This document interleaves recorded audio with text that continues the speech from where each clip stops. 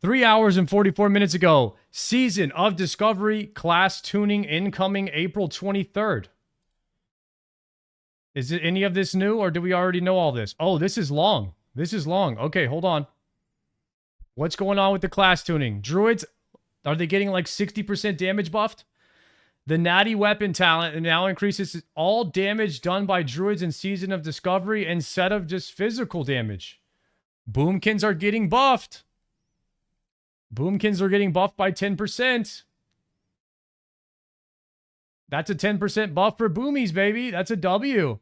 The Gale Winds rune now reduces the mana cost of Hurricane by 60%. A mana cost reduction is fantastic. I love to see that. Swiftman no longer consumes rejuve or regrowth when used. It does, but it does have to be on the target. Wow, Swiftman doesn't consume. That's a buff for Resto Druids too. Okay, Paladins. Wow, that is a paragraph right here. Let's see. Seal of Righteousness can now critical hit. Sacred Shield's duration extended to 60 seconds. Amazing. That's going to make Paladin stronger. In raid heals, Crusader Strike now gained an additional effect. Refreshes all judgment effects active on the target to a 30-second remaining duration. Wow. Well, that's good. Seal of Martyrdom can now twist with other seals, including Seal of Demand. Seal twisting is back. What's going on with this? Okay. Let's see. Seal twisting was an interesting emergent effect that became popular during the original Burning Crusade that utilized the slower server messaging system used in earlier versions of WoW to slightly extend the duration of a Paladin's active seal for a short time when a second seal was cast. This effect allowed Paladins to momentarily gain the benefit of 2 seals at once. And if they timed the application of a new seal perfectly before their weapon swing, this is something we would have considered a bug at the time, but for many players, it became a popular feature of the class, allowing skilled players to increase their output with precise gameplay. We recreated this Burning Crusade playstyle, and it's become a popular request in other versions of original WoW, including Season of Discovery. We had concerns about allowing Seal of Martyrdom and Seal of Command to be twisted together for a variety of reasons, including the fact that the playstyle is highly mana inefficient. It largely requires add-ons such as a weapon swing timer to function properly, and twisting can be unintuitive for less experienced players. As the game matures, we continue to listen to player feedback. We recognize that for some, this part of the charm and uniqueness in playing Paladin during those early eras of WoW, we considered this a change to be experimental, and we will watch the performance and behavior of Ret closely after this change. Should it prove problematic, we may revert this change or apply additional adjustments later. We greatly appreciate the feedback we've received about this so far. With this change to allow twisting, we do not expect to see a major change in the optimal way to play Ret, due to the interaction between Art of War, Martyrdom, and Exorcism.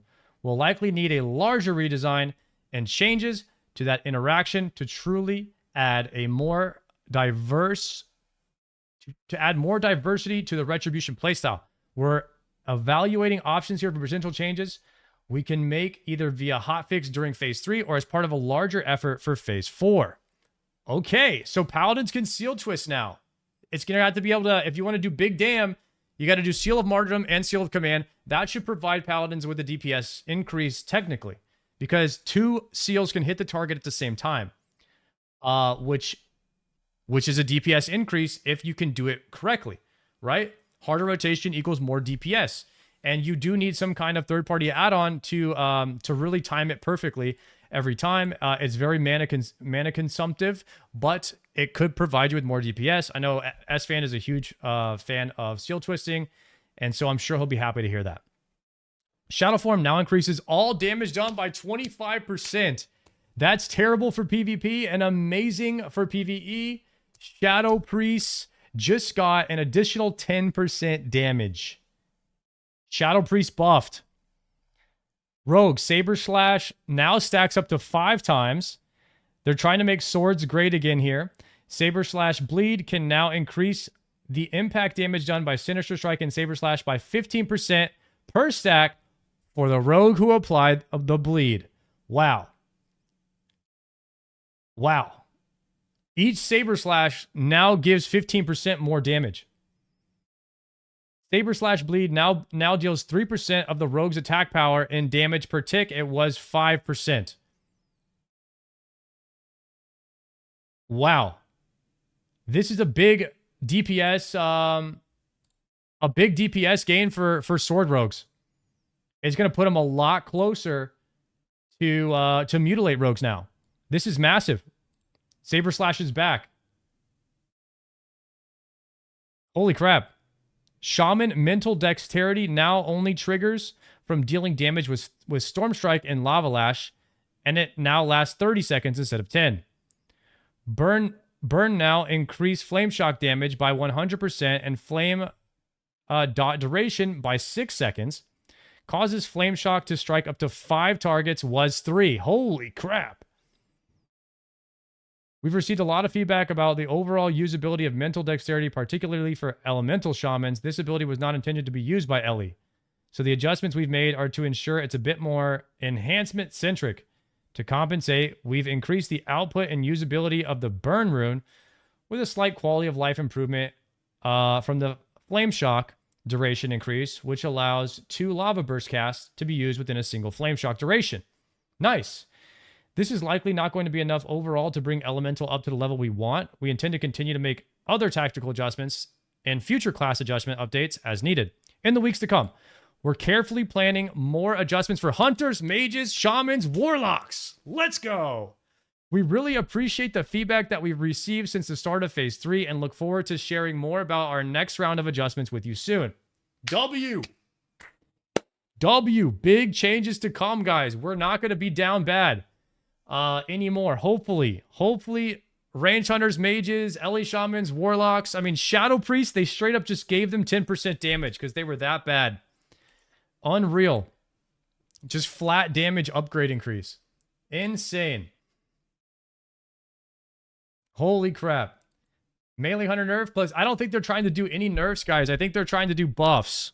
They're trying to do buffs to lower classes and avoid doing nerfs. Now, I do think that Warrior next phase needs some kind of rework in the way that their where their crits interact with their rage pool in order to keep them from scaling infinitely and just blowing past everyone.